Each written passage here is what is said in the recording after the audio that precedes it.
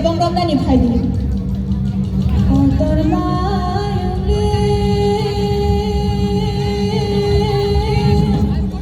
ora jani shipo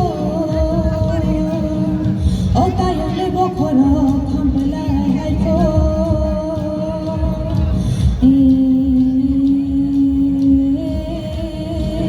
ole bang na thoma bakram shipo le bang rom na ni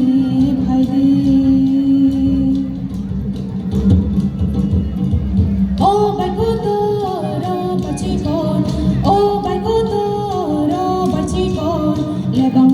Shalai nai phai di yo bai sho o ban ko to ro ba chi kon o ban ko to ro ba chi kon le bang ma mai ma salai nai phai di yo bai sho o ban ko to ro ba chi kon o ban ko to ro ba chi kon le bang ma mai ma salai nai phai di yo bai sho o ban ko to ro ba chi kon o ban ko to ro ba chi kon le bang ma mai ma salai Budi da chi con, nông đi ba chi con, Budi da chi con, nông đi ba chi con, le bang ra mai masala nai phai di yo bai sho, le bang ra mai masala nai phai di yo bai sho, Budi da chi con, nông đi ba chi con, Budi da chi con, nông đi ba chi con, le bang ra mai masala nai phai di yo bai sho, le bang ra mai masala nai phai di yo bai sho, le bang dari petanyo, le bang dari petanyo, le bang dari petanyo, le bang dari petanyo, le bang dari petanyo, le bang dari petanyo, le bang dari petanyo, le bang dari petanyo. Je bishu le ulayo matang pang patai thayo wa che koro bumani kanai le bang papayo, jadu le bang papayo. Je bishu le ulayo matang pang patai thayo wa che koro bumani kanai le bang kulayo, jadu le bang kulayo. Tinile no kapilala, tinile tong thamanisha, tinile no kapilala, tinile tong thamanisha. Nadi le bang dari betan, nadi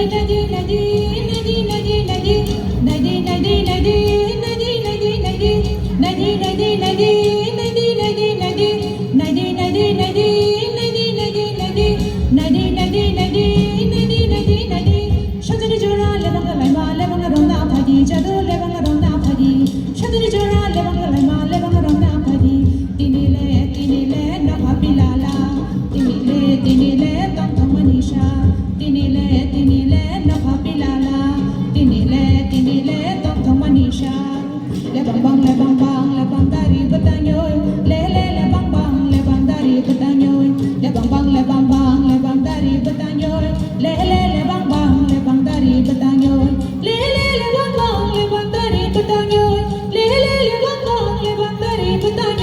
le